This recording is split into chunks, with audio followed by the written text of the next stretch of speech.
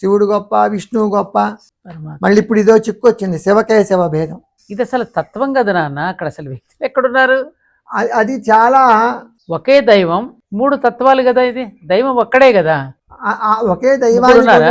ముగ్గురు లేరు, ముగ్గురు దేవుళ్ళు లేరు కదా అక్కడ. లేరు, ఉన్నది ఒకటే దేవుడు. ఆ, ఆ ఉన్న దేవుడికి ఉన్నటువంటి 3 లక్షణాలను చెప్పడానికి 3 పేర్లు చెప్పారు. పెట్టారు. సామాన్య బ్రహ్మణత్వాత్ బ్రహ్మ అంటే పెద్దవాడు, ఆ ఉన్నవాడు పెద్దవాడు కాబట్టి బ్రహ్మ. ఆయన వ్యాపకత్వాత్ విష్ణు, వ్యాపించి ఉన్నాడు కాబట్టి విష్ణువు. శంకరోతి ఇది శంకర, ఆ వ్యాపించి ఉన్నాడు అందరికీ శుభాన్ని కలిగిస్తాడు కాబట్టి శంకరుడు. ఈ 3 ఒక వ్యక్తికి ఉన్న పేర్లే, ఒక వ్యక్తికి ఉన్న 3 లక్షణాలు తెలియజేసేవే. అది మనం అర్థం చేసుకోక. నాకు అర్థం కాదు, చదువుకోక ముందు కాకరకాయను చదువుకున్నాక కేకరకాయ అన్నట్టుగా ఒకవైపున చాలా వైజ్ఞానికంగా ఎదుగుతున్నాం అంటున్నారు, చాలా విద్యాధికులు అంటున్నారు, మళ్ళీ ఈ భేదభావాలు ఏమిటి?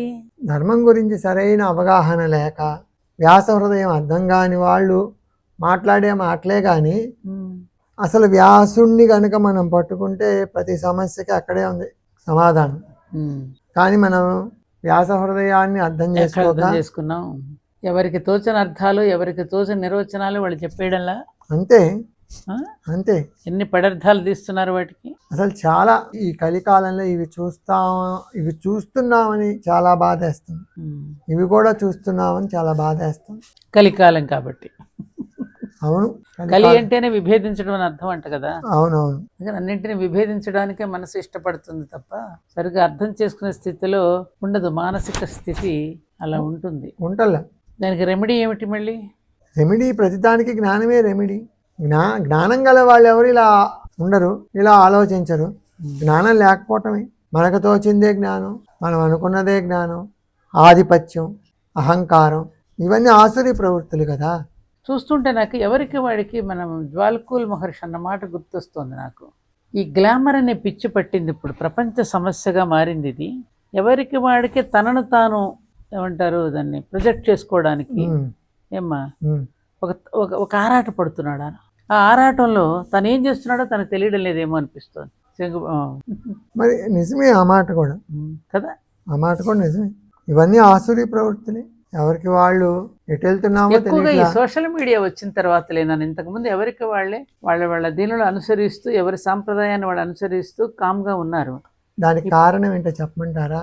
ప్రతి మంచిలోనూ ఒక చెడు ఉంది, ప్రతి చెడులోనూ ఒక మంచి ఉంది అన్నట్టుగా ఇది వరకు ఏదైనా మీడియాలో ఒక మాట్లాడాలన్నా, మీడియాలో ఒక వార్త చెప్పాలన్నా అందరికీ అవకాశం ఉండేది కాదు.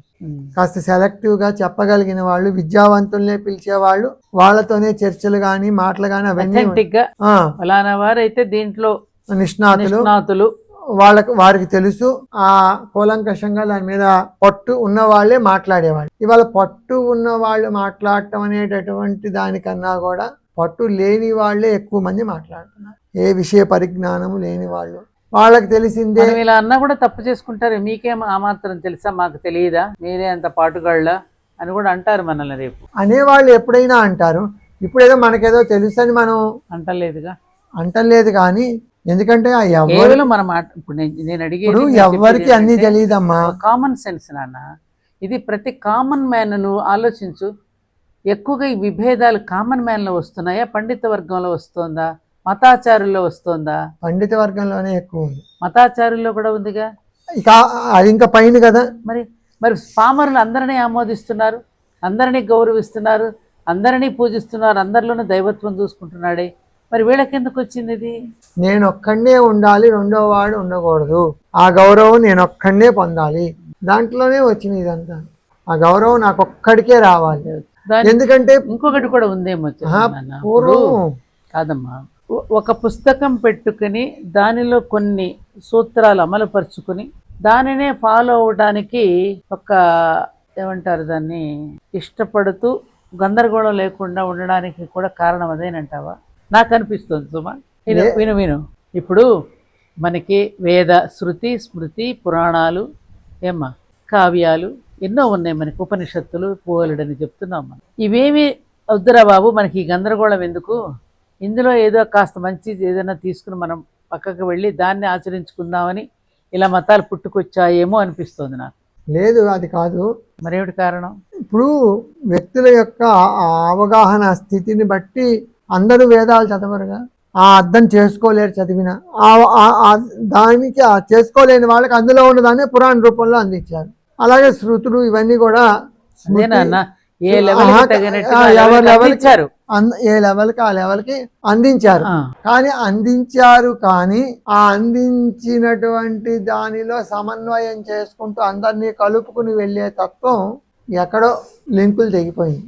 లింకులు తెగిపోయాయి. ఆ చైన్ ఆ గొలుసుకి ఎక్కడో కొంచెం లింకులు తెగిపోయాయి. ఆ లింకులు సరి చేసుకుంటే ఒక పుస్తకమే పట్టుకోవాలని ఎక్కడా లేదు. ఇన్ని పుస్తకాలు పట్టుకున్నా ఇన్ని పుస్తకాల యొక్క సారాంశం ఒకటే, నిన్ను నువ్వు తెలుసుకో.